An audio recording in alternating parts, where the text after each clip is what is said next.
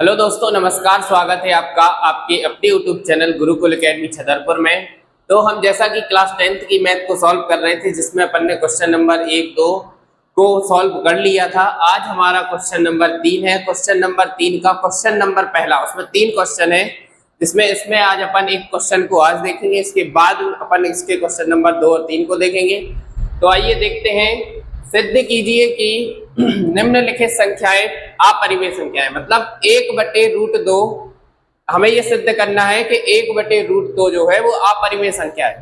ठीक है, तो हम क्या करेंगे, सबसे पहले तो हम इसको मानते हैं। माना 1/√2 एक परिमेय संख्या है। हम इसको इसका जस्ट उल्टा मान लेते हैं।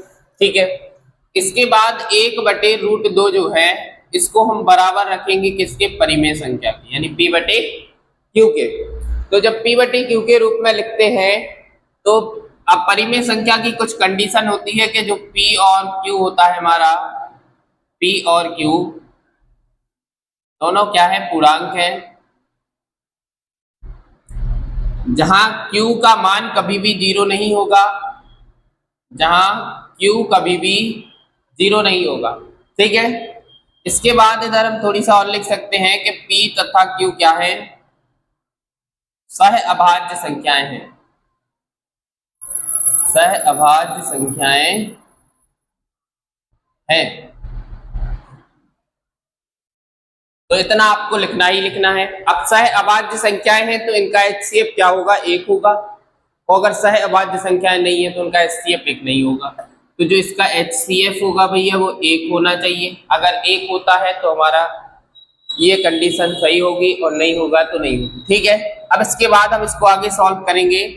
तो देखो बीच में बराबर लगा है, तो इसका हम त्रियक क्रॉस मल्टीप्लिकेशन कर देंगे। त्रियक गुणा q का इधर ऊपर करेंगे तो q आ जाएगा, और 2 का इधर करेंगे तो 2√2p आ जाएगा। अब हमें क्या करना है, एक साइड से ये भैया रूट को हटाना है। तो हम क्या करेंगे, दोनों पक्षों का वर्ग कर देंगे। दोनों पक्षों का वर्ग करने पर, तो दोनों पक्षों का वर्ग करेंगे तो इधर q का स्क्वायर हो जाएगा, और इधर एक पूरे का √2p के ऊपर होल स्क्वायर लगा देंगे। अब q का स्क्वायर ही रहेगा। इधर ये √2 का स्क्वायर करेंगे तो 2 हो जाएगा। कैसे, ये √2 का स्क्वायर करेंगे तो स्क्वायर से ये रूट खत्म हो जाएगा। ठीक है ना, तो क्या बचेगा, केवल 2 बचेगा। और p का स्क्वायर करेंगे तो p का स्क्वायर ही रहेगा। ठीक है, अब हम इसका पक्षांतरण करेंगे तो q स्क्वायर के नीचे आ जाएगा 2, बराबर में आ जाएगा हमारा p। अगर हम चाहें तो इसको समीकरण नंबर क्या बना लें, 1 बना लें। और इधर अब हम लिखेंगे कि q स्क्वायर में भाग जा रहा है किसका, 2 का, है ना। q स्क्वायर में 2 का भाग जा रहा है। इधर देखो ये p का स्क्वायर, q स्क्वायर में 2 का भाग जा रहा है, तो इधर हम लिखेंगे कि q स्क्वायर 2 से विभाजित है,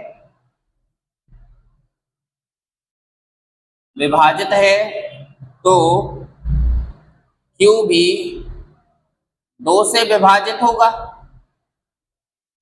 ये हम आपको बता चुके हैं कि कैसे, अगर कोई संख्या किसी संख्या से विभाजित होती है तो उसका स्क्वायर भी उसी संख्या से विभाजित होता है। ठीक है, तो हम यहाँ पे लिख देंगे q स्क्वायर 2 से विभाजित है तो q भी 2 से विभाजित होगा।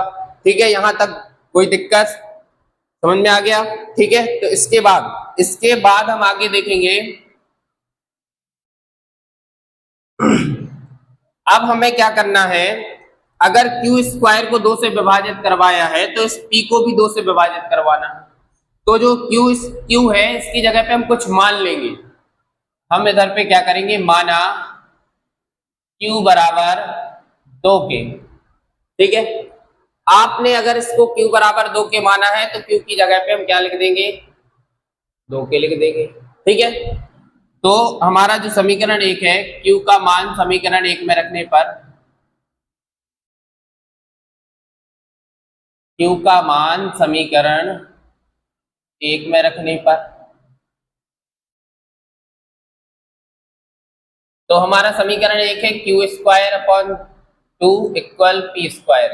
क्यू स्क्वायर बटे 2 बराबर पी स्क्वायर, तो क्यू स्क्वायर की जगह पे हमें क्या रख देना है, 2k का होल स्क्वायर बटे में 2 बराबर पी स्क्वायर। ठीक, अब इसके बाद हम इसको स्क्वायर को तोड़ेंगे, तो देखना भैया ये 2 का स्क्वायर करेंगे तो 4 हो जाएगा, k का स्क्वायर करोगे तो k का स्क्वायर रहेगा, और नीचे बटे में 2 लिखा है, बराबर में पी स्क्वायर लिखा है। इस 2 से इसको काट दो तो 2 दूनी 4, तो 2k स्क्वायर बराबर p का स्क्वायर, तो k स्क्वायर बराबर p स्क्वायर, और ये 2 गुणा में है, नीचे आ जाएगा बाहर, तो p स्क्वायर भी हमारा 2 से विभाजित हो गया। इसका मतलब है कि p और जो q है उसका HCF 1 होगा, उसका उभयनिष्ठ उसका जो उभयनिष्ठ गुणनखंड होगा वो क्या होगा, 2 होगा। ठीक है, तो इधर हम पहले लिख देंगे कि p स्क्वायर 2 से विभाजित है, तो p भी क्या होगा, 2 से विभाजित होगा।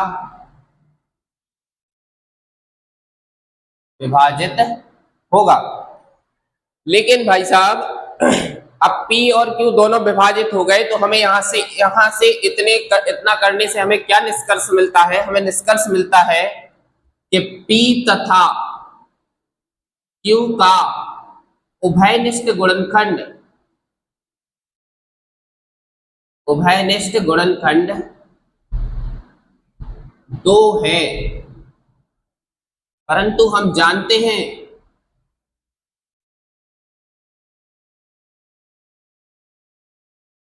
कि सह अभाज्य संख्याओं का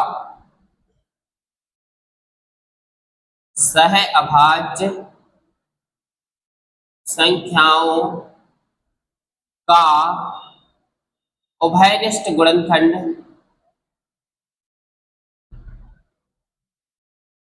1 होता है या नहीं। इसलिए क्या है, हमारी जो अवधारणा है, हमारी जो कल्पना है, वो क्या हो रही है, गलत सिद्ध हो रही है। तो इधर हम ऊपर लिख लेंगे, इसलिए हमारी कल्पना या अवधारणा, कुछ भी लिख सकते हैं, हमारी कल्पना गलत है कि 1/√2 एक परिमेय संख्या है।